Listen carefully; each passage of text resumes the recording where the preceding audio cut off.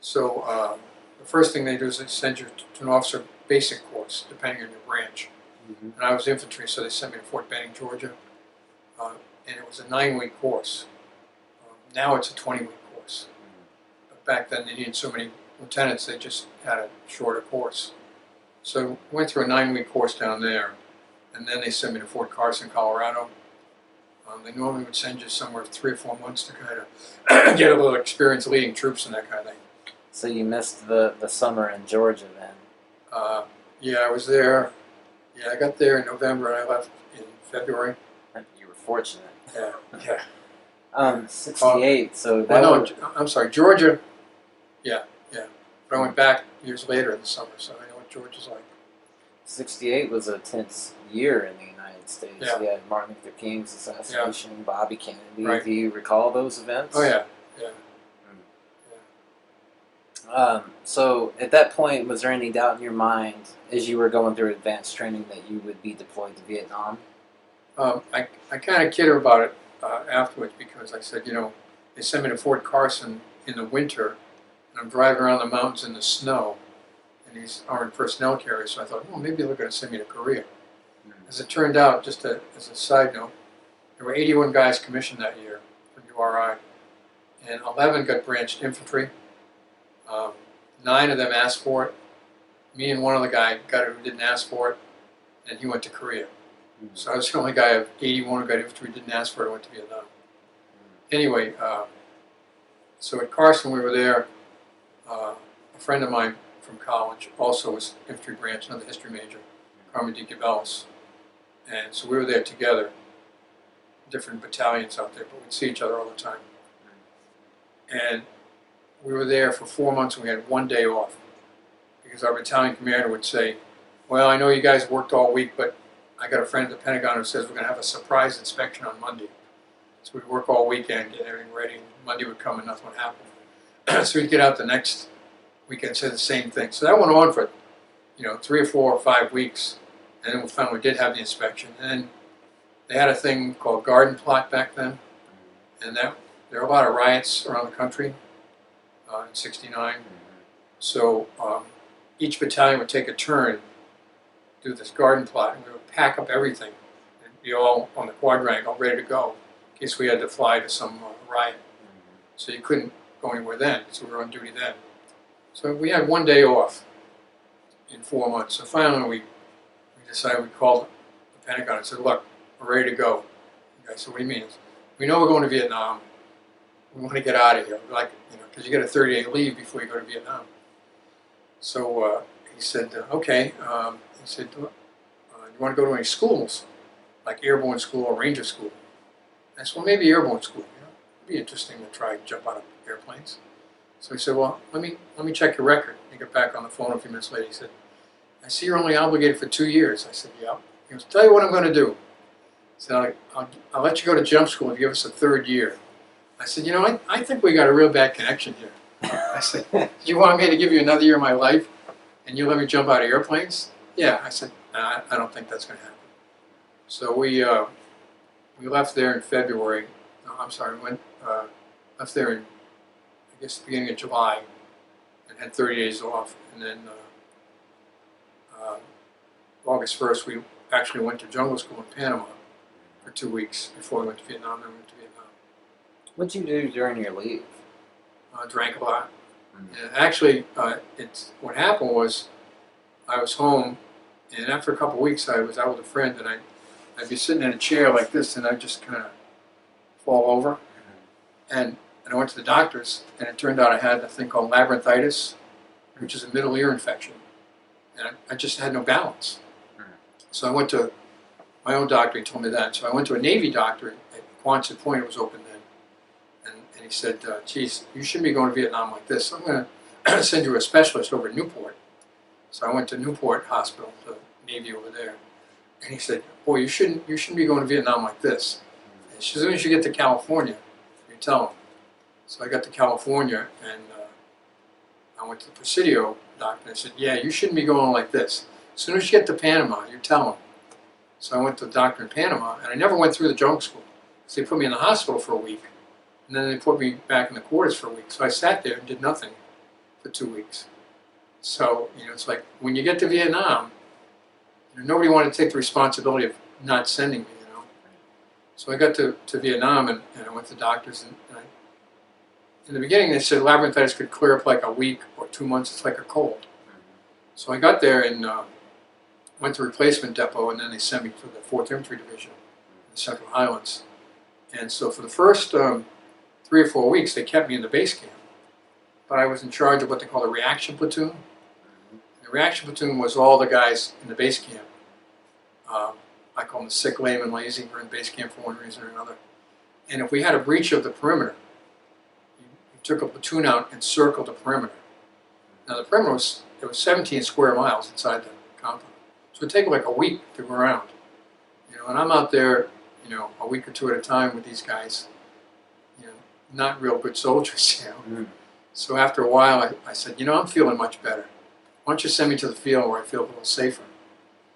That's how I went to the field. So I didn't go to the field for the first couple of weeks, just did this kind of base camp stuff, which was actually pretty scary because you never knew who you went out with. You get different guys every time.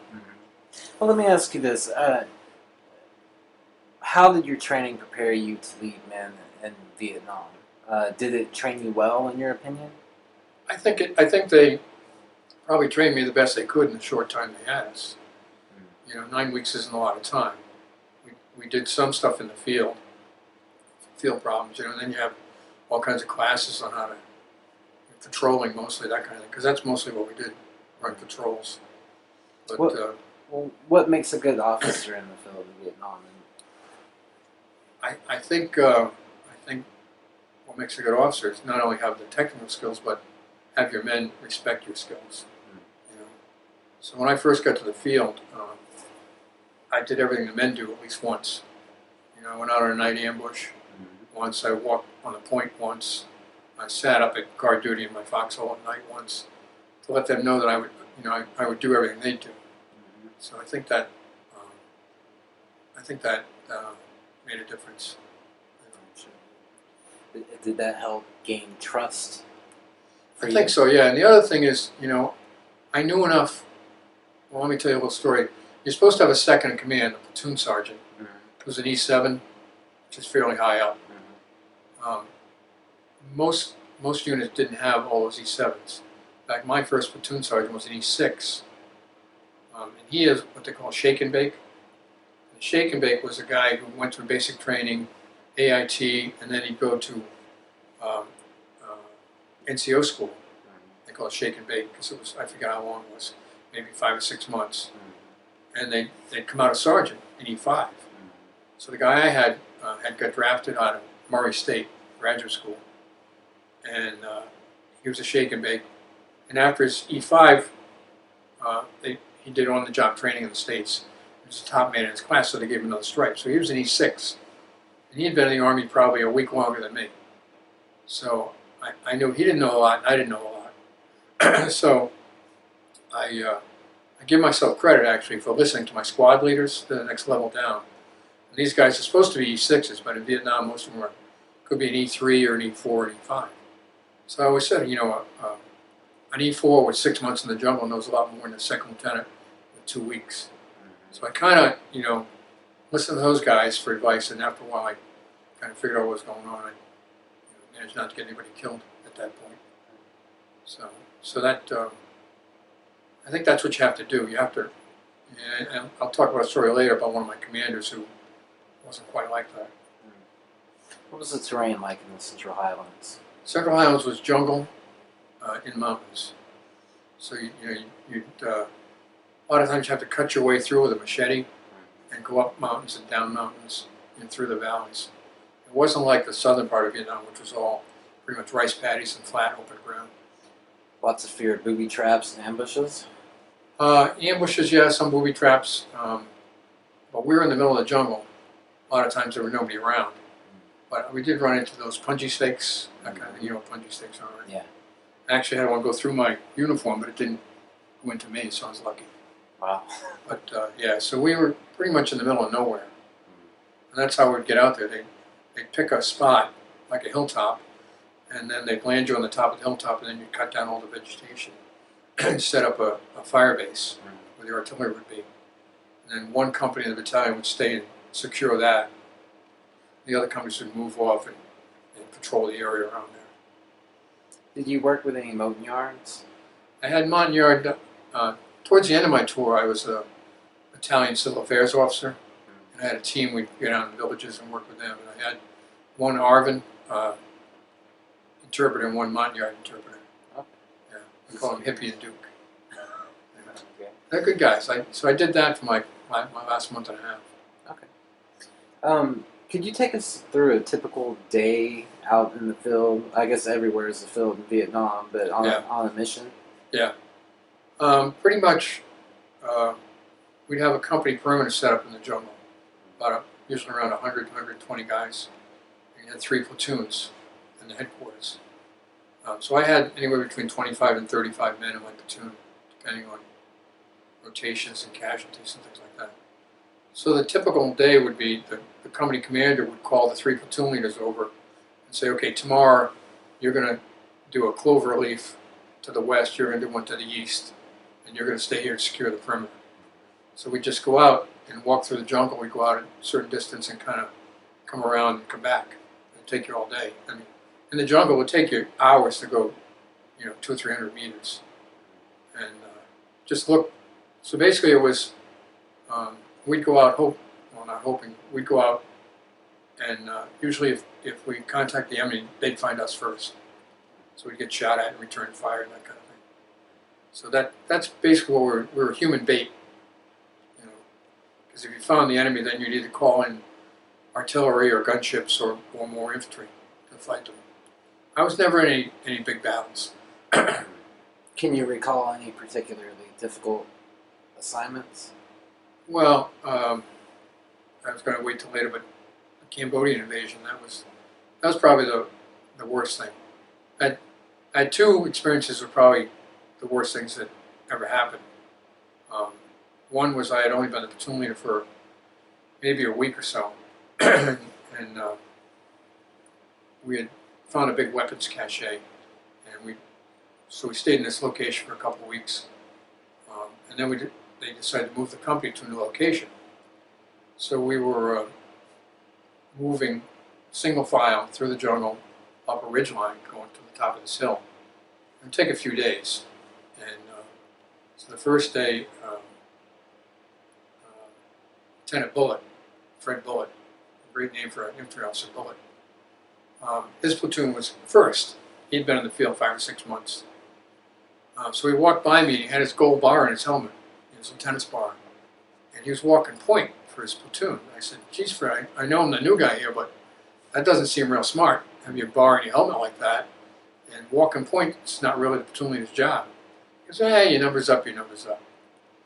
So we all moved out, and maybe an hour or 2 later, the lead platoon got ambushed, and Fred got shot, and he ended up losing a leg. So the next day was another guy, Lieutenant Mann. He came in country around the same time as me, but he had been in the field longer because I had been back in base camp. So his platoon led, and nothing happened that day. So the 3rd day was my turn, and this is the first time I actually led the company, on a movement. So we were going up this ridge line and cutting our way with the machetes and stuff. And we're all strung out, one single file. And so we had just stopped to take a break for a few minutes, and I was walking 13th man out of 35, because that's far enough up, and then you can control better if you're in the middle like that.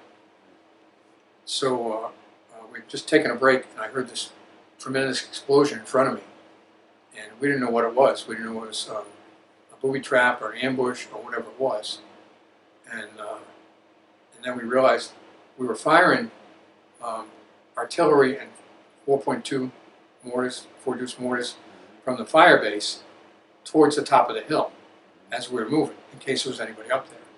And what it was is one of the 4-deuce rounds just went the wrong way, landed in the middle of my lead squad. And we finally figured out what that was, and they called off the artillery. And this is a very emotional part for me, even after all these years. But so we figured out what it was, and and we had the artillery stop fire, and then we checking to see how, who's hurt and that kind of thing. And as we're starting to do that, a white phosphorus grenade that one of the men had been carrying probably cracked when the round hit, exploded, and burned some guys with white phosphorus. So now we're trying to cut down a pad for the medevac to come in. And I was going forward, and I saw a new guy. He only been with us a few days, turned like 19 the day before.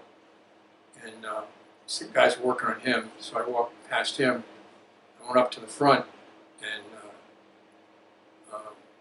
one of my guys had taken a piece of shrapnel through his heart and killed him. You didn't know what happened at first, Another guy had half his head like cleaved off, and his brain was hanging on the tree and that kind of stuff. So those two were dead, and I went back, and the guy who I had seen originally, they put a poncho over him. He was dead, and the fourth guy was sitting up, trying to push his insides in. And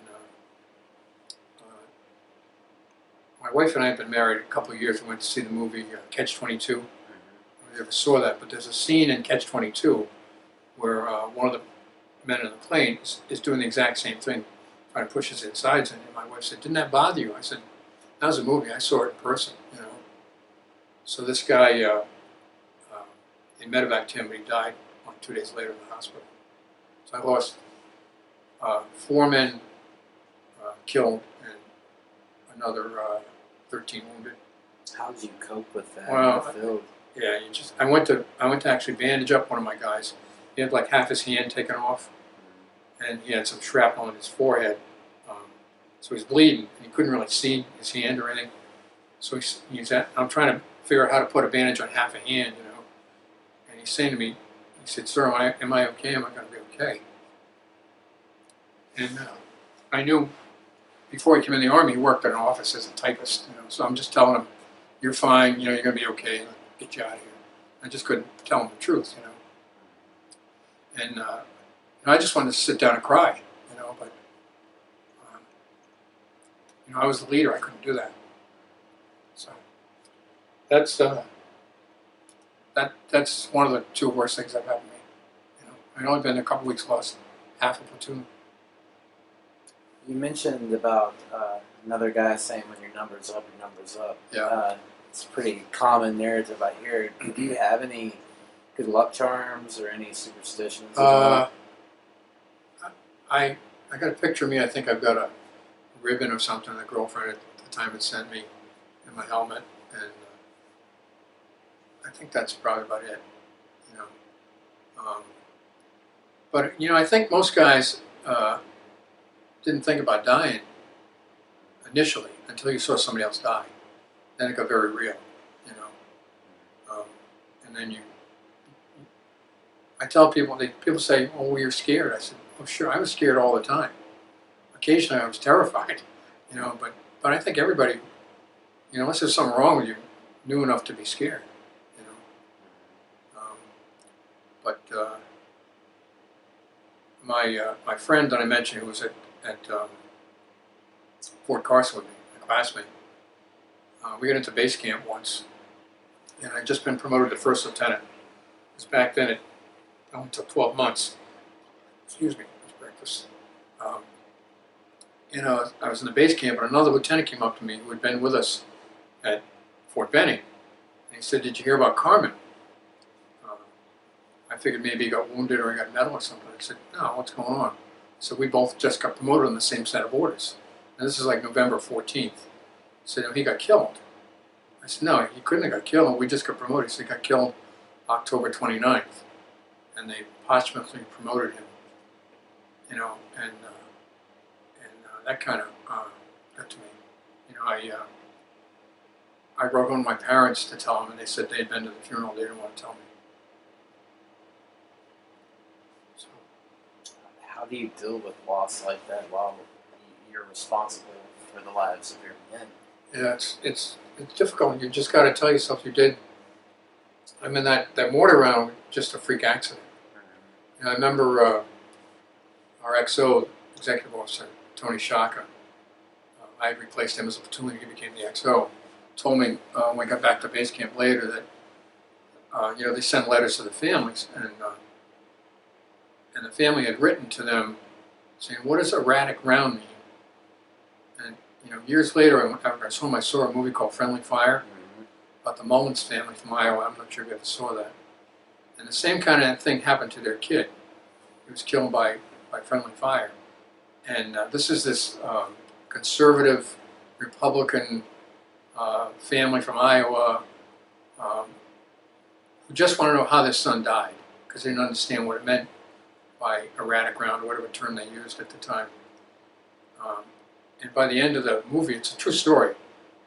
They're under surveillance by the FBI and all this stuff because they wanted to find out. And years later, I remember that letter that Tony had gotten from the family, just trying to find out how he died.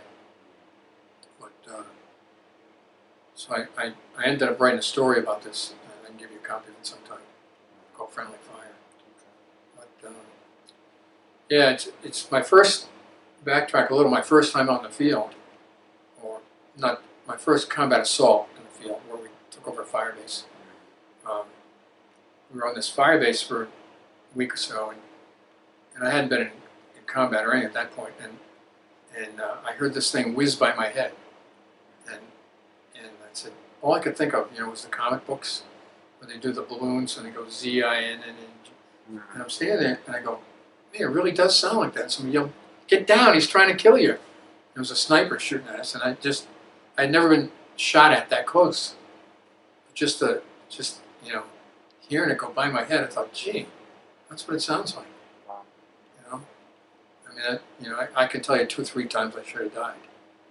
But well, you've mentioned snipers, kind of this invisible enemy, kind of going out in these fields and kind of essentially waiting to be ambushed, and friendly fire, and that's all kind of circumstances that you don't have any control over.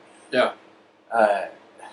Was there a sense of frustration at that in the field? Yeah, I think there was a lot. I mean, it's a combination of boredom and frustration, and just anxiety. You could be in an area or just walk around for days and nothing would happen. And then one day somebody would take a shot at you. The Central Highlands wouldn't have been a populated area, though, with civilians. No. So. My first patrol, my point man called in movement. And so I called the company commander because we're working separately as platoons. And he said, wait. He called the battalion commander, who called the brigade commander, because it wasn't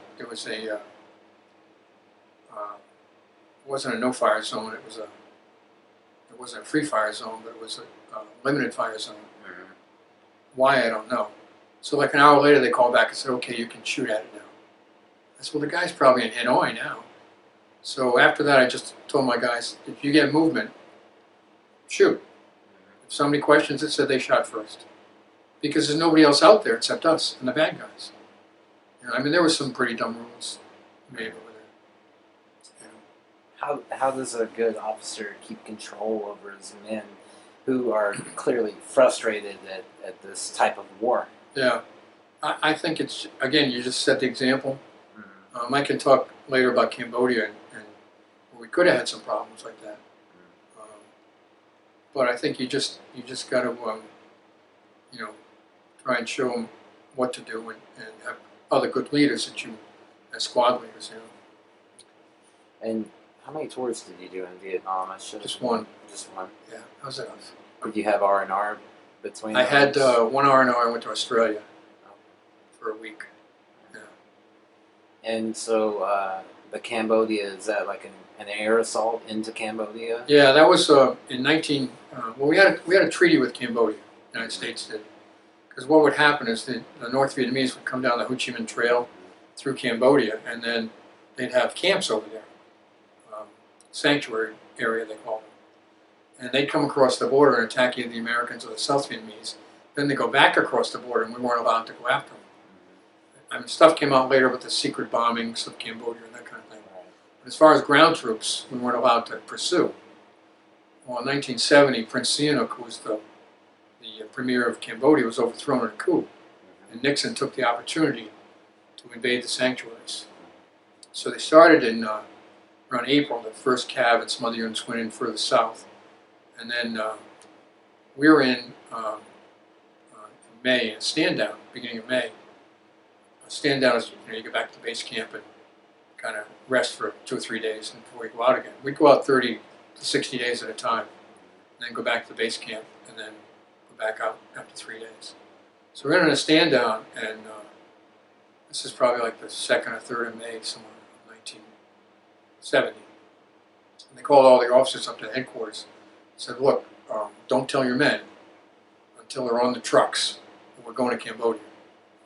And so the next day we go on trucks and we drove to the border where the pickup zone was. And the whole division was going into Cambodia, an air assault. I mean, this is the second worst time I had. The first day, the first company going in from our battalion, really from our division, was going into a landing zone, and they got shot up twice. So they avoided those 2 landing zones. They finally got into a 3rd landing zone. It was a Charlie company led by a guy I knew, Bob Phillips, first lieutenant. So he got half his company in, half the artillery pieces in, and they got ambushed on the landing zone. And Bob got killed, and his first sergeant got killed. And they aborted the rest of the division going in. So he was on the ground, well, the rest of his company, half his company was, an artillery captain was there. He kind of took over for the night. So they just stayed on the ground, maybe 50 or 60 guys that night, and had some gunfights all night long. So the next day, we were supposed to go in to that same landing zone. So I mean, we were all terrified. We thought we were going to be shot out of the sky. So actually, the chaplain would come around and say mass at the different companies. So he said mass at my company. I followed him to the next company and went again. I mean, because we really thought we were going to die. So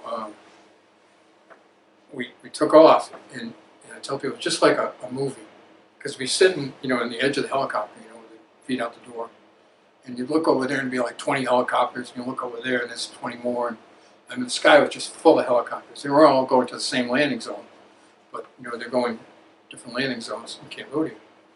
So we got to the landing zone where Phillips had been killed, and they didn't actually land because they couldn't, because the trees were stumps about this high.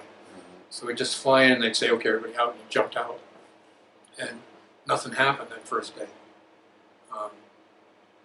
So we got the rest of the battalion in, and Charlie Company stayed there to secure the landing zone, and they named it LZ Phillips after Bob. So then we moved out, and this is in a book I think I told you about, called 12 Days of May. So we moved out, other companies moved out in the area, and the first night, like, not really much happened. And it was the next morning, we were in a company perimeter, and one of the enemy guys tried to give himself up. A couple of guys shot at him and missed, so he came in, and it turned out he said he was just like a rice farmer that had been conscripted by the NBA to harvest, and he knew there was a big fight coming, so he was just giving himself up. So later that day, the company commander started to split the unit up, send us in different areas, and so my platoon went, I forget, north or whatever, and we came upon a trail junction. It was the trail was probably about as wide as this room. There's a junction and a hut in the middle of it. So it was like like a directional thing. It was part of the Ho Chi Minh Trail.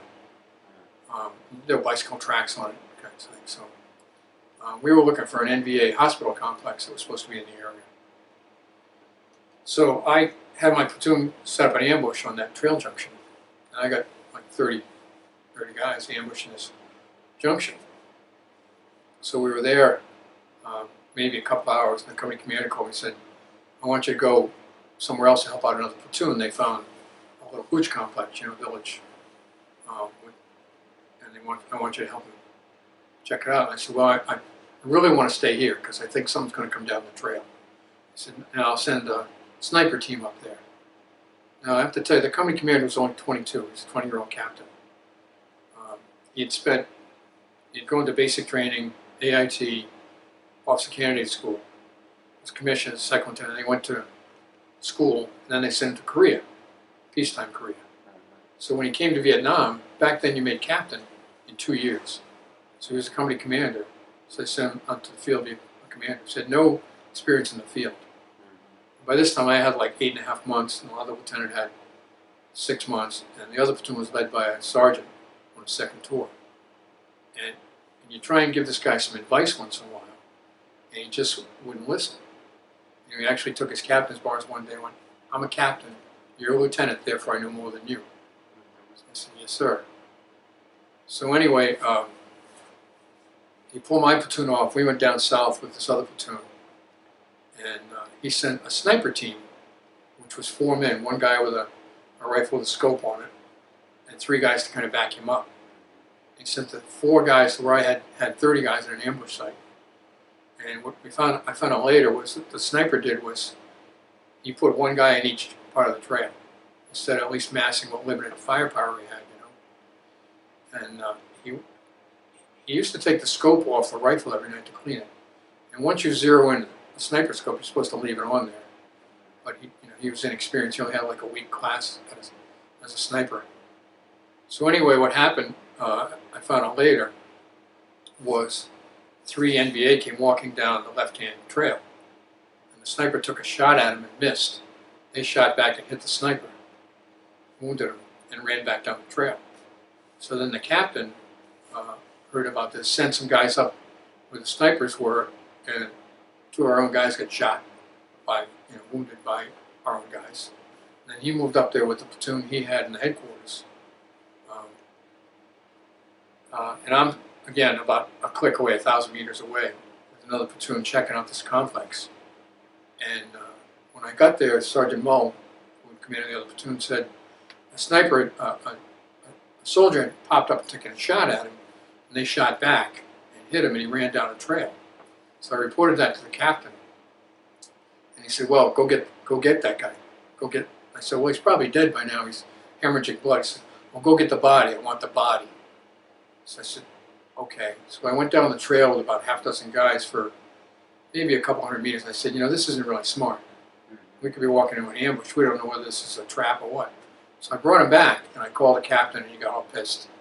He said, "I want you to get that body. Go back and get the body." I said, "I'm not going to do it." He said, "Well, I'll talk to you tomorrow." I said, "What do you mean tomorrow?" He said, "Well, I want you to set up there for the night.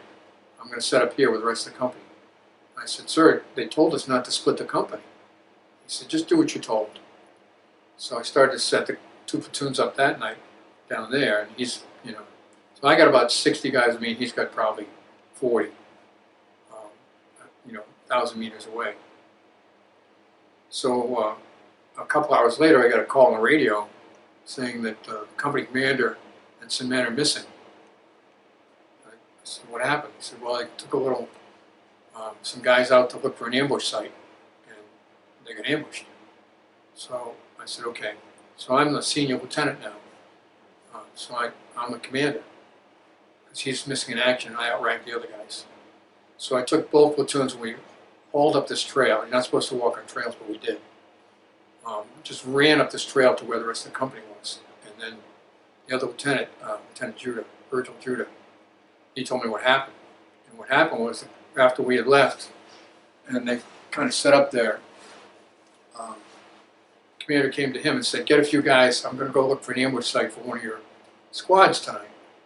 Well, the company commander shouldn't be doing that kind of stuff, Maybe the platoon leader would do that, but usually a squad leader is competent enough to do that. So they went down the trail where the 3 NBA had run.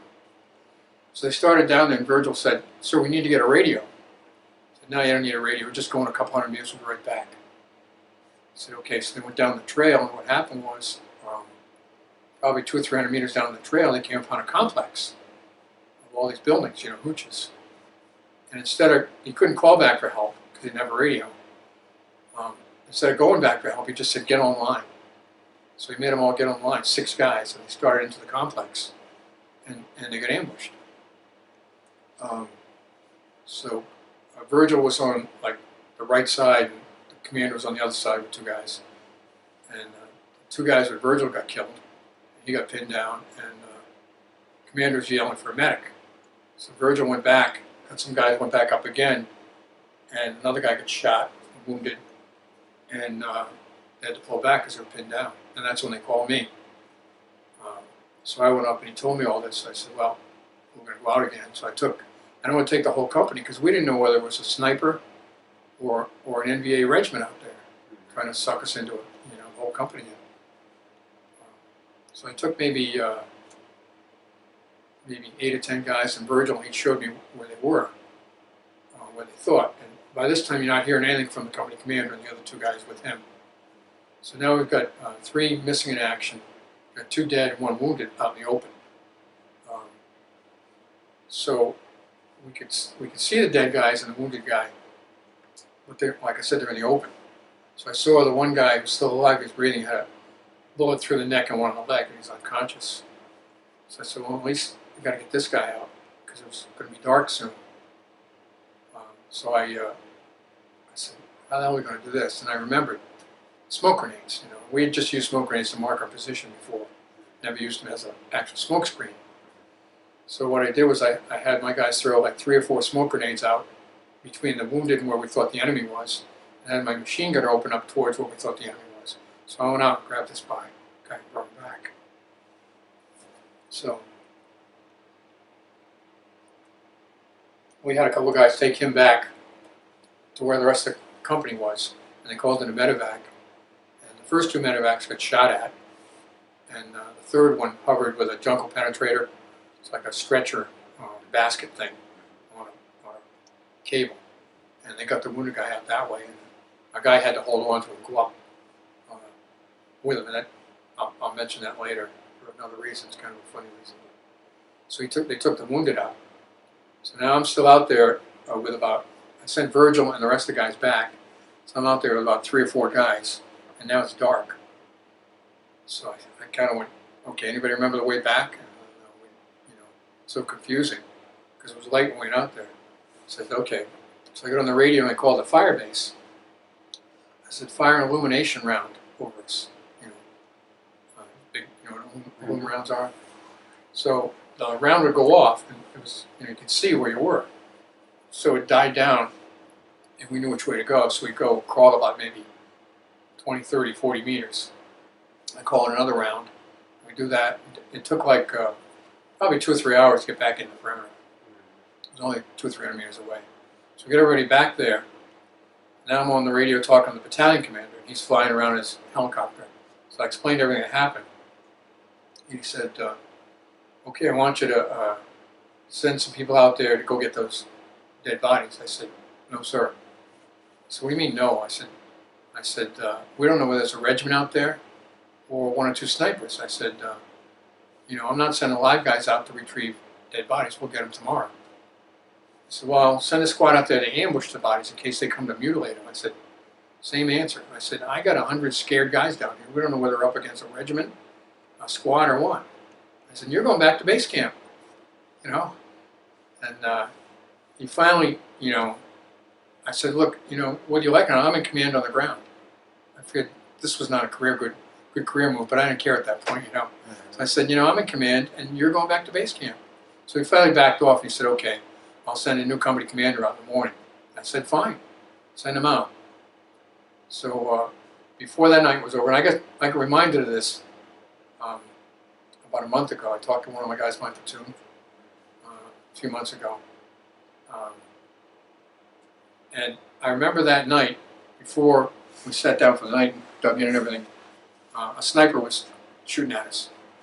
So I called it a helicopter gunship, the old gunships.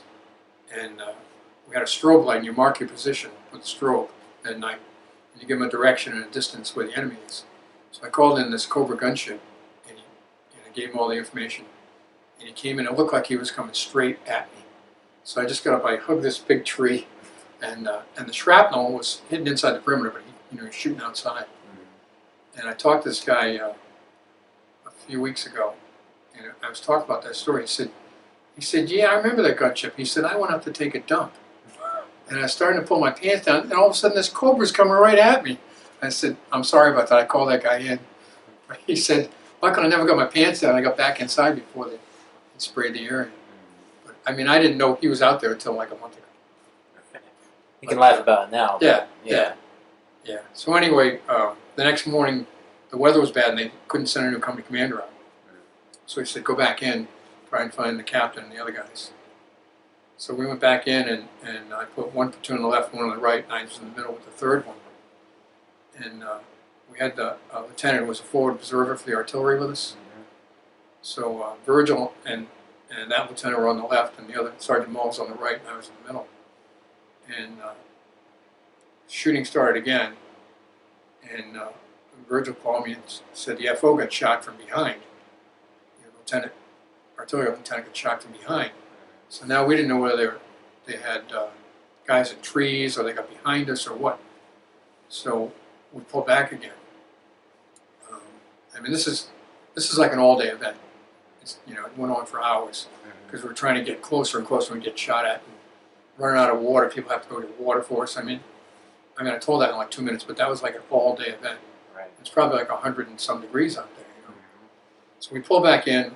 I explained it to the battalion commander. So the next day they sent a new company commander out, who had been the commander of this unit prior to the young captain. And he had like 2 weeks left in country, so he volunteered to come out.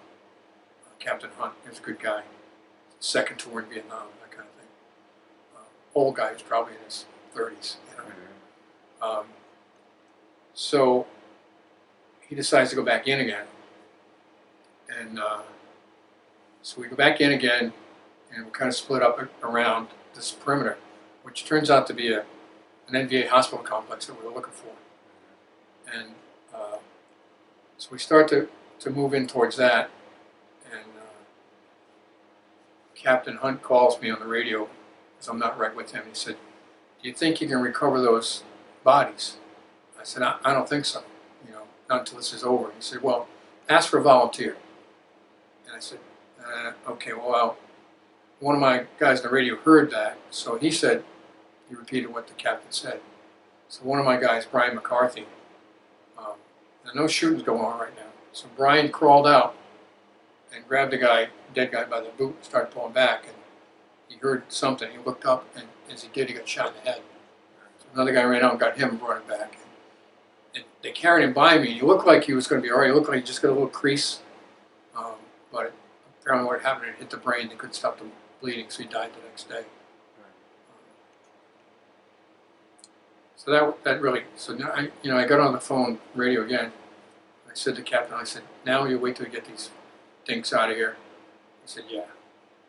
So when I lost, 5 guys in Vietnam, 4 from the mortar round, 1 from that, died.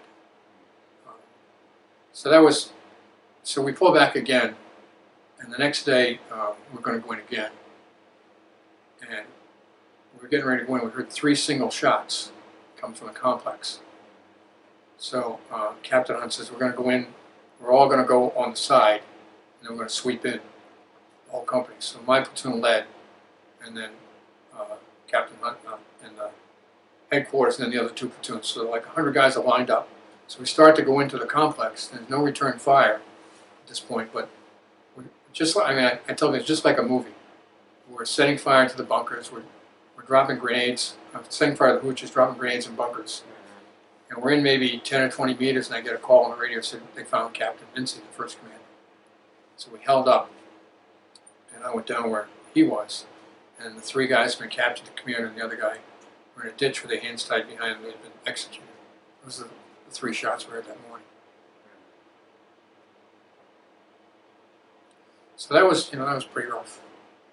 So we get into the complex, and they had left.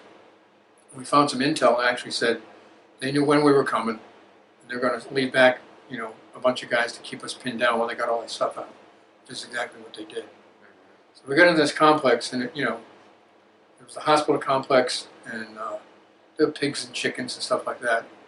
So you talk about control of guys. After a while, my guys had just run around shooting the pigs and the chickens, and I always said, I'm so glad there weren't like a village there, because I'm not sure I could have controlled them, because they just wanted revenge, you hear those stories, and it's true.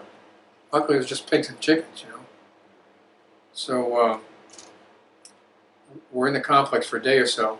Another company met us there. So there's two companies securing this complex, and they're looking for all kinds of intel and stuff. And we're doing a little check around the perimeter, and I hear my point man say, "Sir, I found some graves." And I'm like, "Oh shit!" Because if you say that, then you got to dig them up.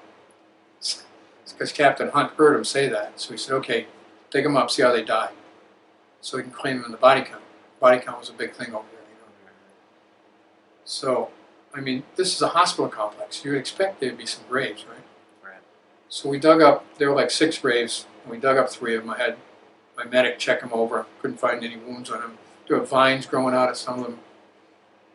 So I reported that to Captain Hunt, and the next thing I know, I hear him talking on the radio to the battalion commander. He said, "Yeah, we got 6 of them." So he gets up 3. I said, "Sir, how could you tell me we killed 6 of them? We didn't kill anybody." "Well, those graves you dug up." I said, "Yeah, but there were vines growing out of them." He said, "Well, it grows real fast here." I said, "But there were no marks on them. They probably died of malaria or syphilis or who knows." He said, "Well, remember you said you called in artillery one day?" I said, "Yeah." He said, "Concussion, that's what killed him." So, you know, I just wanted to take credit for the body count. Right. But there's a lot of that that went on. I can tell you other stories about body count. So we stayed there another day or so, and then we left. Cambodia went back to Vietnam, and I left the platoon maybe a week later and got the job as a civil affairs officer. I guess 2 questions come to mind, and one is, did you ever experience anyone who was kind of going by the standard operating procedure that, you know, anything that's dead is enemy, right? Like VC, if it's dead, it's VC. Yeah, we never had that opportunity, you know, because again, usually they shot at us first. Right. And by the time we'd return fire, they were gone. So I mean, the only dead NVA I ever saw was on that landing zone in Cambodia, you know, because they take their dead with them too when they could. But as far as not playing by the rules, I didn't play by the rules all the time. Right. You know, I had 3 different company commanders when I was there. I didn't get along with any of them. So was it them or was it me? I don't know.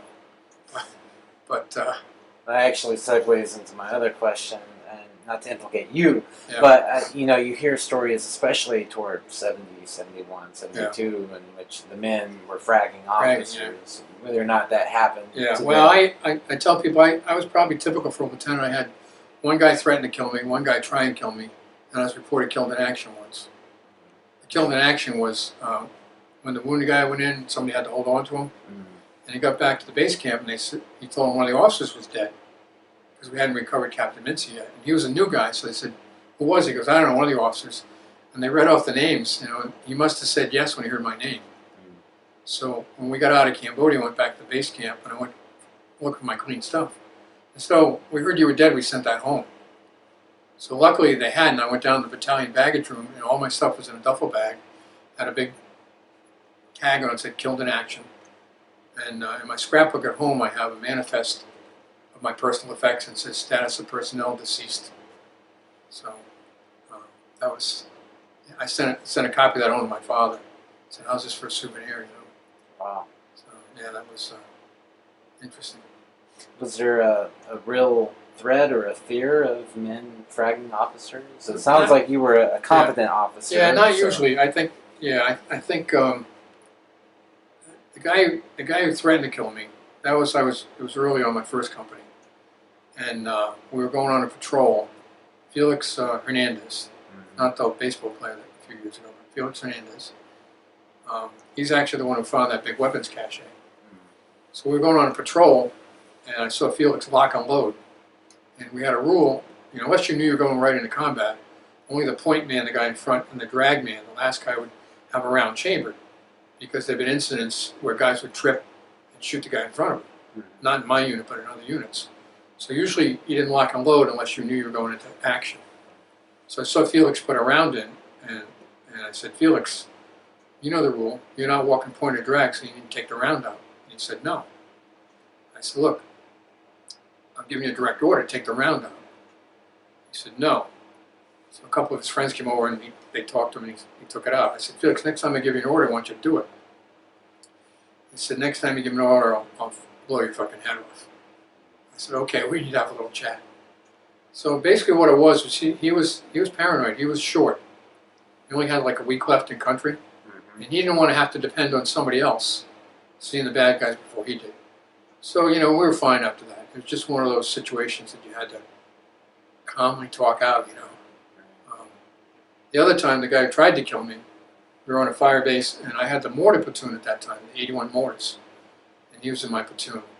And we were on this fire base near the Cambodian border. I'm going to be there for a while, so the longer you're there, the more you build up your positions. So this guy was building this bunker that was like the Taj Mahal of bunkers, He thought so anyway. Well, the newest battalion commander, because we had 3 or 4 over the year, decided that he was going to take, what LRP teams are? Mm-hmm. He decided he was going to put out a bunch of LRP teams. So every platoon in the battalion had to give up 4 guys to become LRPs without training. He just put them out there. He figured if you put enough of them out there, you'll find the bad guys. So I had to give up 4 guys. So I just told my platoon sergeant, because he had been with the platoon for months. He knew him better than me. I said, just pick 4 guys. So he picked 4 guys, and one of them was this guy who had been building a bunker. For some reason I found out later, he had got in his head that I picked him so I could have his bunker to live in. So the next thing I knew, he was throwing a wooden ammo crate at my head. Missed my head by about an inch. And tried to kill me, basically. Wow. And we found out what it was all about, but the company commander had seen him do that. So they took him away, and I never knew what happened to him. I'm sure he got court-martialed, but they never called me as a witness or anything. Maybe just put him in another company. So, in your experience, what were race relations like between men in the field? they were different, I think, between men in the field and men in the base camps. Can you expound upon that a little bit? Yeah, actually, when we were going to Cambodia, okay, one of the companies in our battalion had a bunch of black soldiers who refused to go. And they tried to make a racial issue out of it for some reason. And I knew something because I had had those guys in my previous command in that other company. They're good guys, but somehow they got talked into this, and a bunch of them refused to go. And a lot of us were upset about it, not the fact that why they were doing it, but just the fact that they wouldn't be going. Be that many less guns we'd have with us, And so they tried to court-martial him for cowardice, which is a capital offense. And they got off on a technicality because no one had actually said, Private Jones, get on that helicopter and go to Cambodia. They had just said, okay, Jones, you're on helicopter number 5. They never said go to Cambodia. So they got him on a lesser charge of failure to engage the enemy to the utmost. And they probably got 6 months in jail for that or something. But it was just one of those things where somebody tried to make an issue. And, towards the end of my tour, this is, like June, July of 70, Vietnamization was starting to take place. They sent one of our brigades home, and they relied more on the South Vietnamese. So the Americans didn't go to the field as much. And that's when a lot more drugs started getting used. And so there were places in the base camp where the black guys wouldn't go at night, and the places where the white guys wouldn't go at night because they had kind of own enclaves. But in the field, I would, probably less than a quarter of my guys were minorities, Hispanics or blacks. There weren't an awful lot. But I think they were treated pretty much like everybody else. The platoon sergeant I got later on, after Sergeant Scott, was Sergeant Gillespie. And he was a great platoon sergeant. He was a black soldier. He'd been in the Army about 15 years, and great soldier. But unfortunately, I compare it to what's happened to Afghanistan and Iraq now. He was on his second tour, and he was just burned out. Before I got him, and I know this because I got him with like 5 other guys from his old company. They had been in contact like 4 or 5 days in a row, and he'd seen his guys getting shot. And during a firefight, he just stood up and started to walk away. He just lost it, and they had to knock him down and keep him from getting killed. But then I got him, and I had him for a few months, and he was really good. But he, last thing I knew, he was seeing the chaplain and psychiatrist and trying to get out of the army. He just burned out. Right? You know, that's what happened, I think, in the current army. A lot of the career soldiers, 4, 5, 6 times to Afghanistan, Iraq, said enough's enough. You know, so. Did you see or deal with other men in the field who were dealing with psychological problems, or did you see that mostly after you came home? Yeah, I didn't see too much in the field. When I was in the base camp before I went out, I told you about the reaction platoon. There was a guy one day, I was walking around the base camp, and there's a guy in a Jeep. And the Jeep, the wheel is chained, so you can't really go anywhere. So he's just driving it back and forth, and hitting the wall.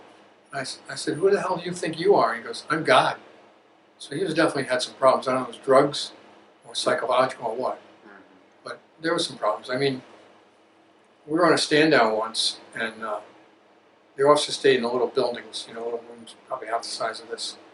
And the men stayed in big tents. So I went down to check on my men, you know, like the first day of the stand down. And I walked in one end of the tent, and way down the other end, there's a bunch of guys smoking dope and playing cards.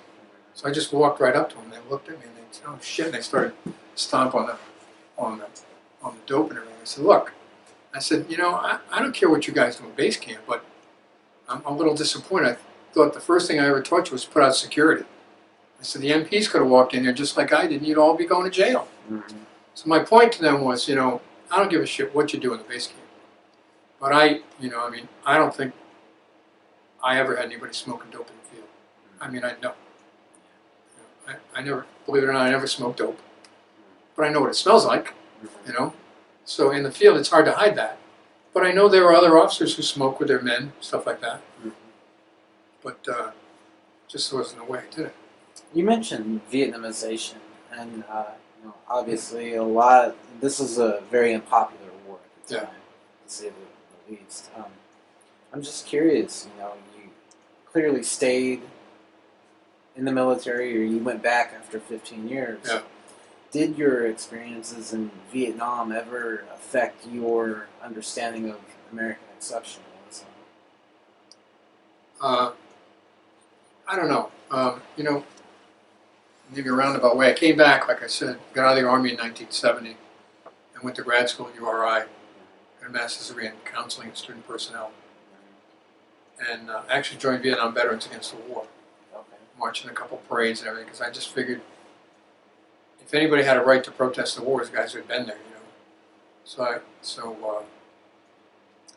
I actually did my paper on Vietnam veterans who had either dropped out or left URI and then went back and did a study on them. Obviously, their grades are much better. It's kind of subjective whether, you know, was it their experience in the Army, or they're just older and more mature. Probably what it was for most of them. But I think I joined the protest movement because at that point people were so disenchanted with the war. And I got out of the Army, I tell people, because I saw people do things like that captain to make themselves look good, you know, and not necessarily care about what happened to the people. And I just didn't want any part of that, you know. And years later, when I went back in, it took me a while to mature. I mean, I turned 23 when I went to Vietnam. And it took me a while to realize that it wasn't the Army that was so screwed up. It was the times that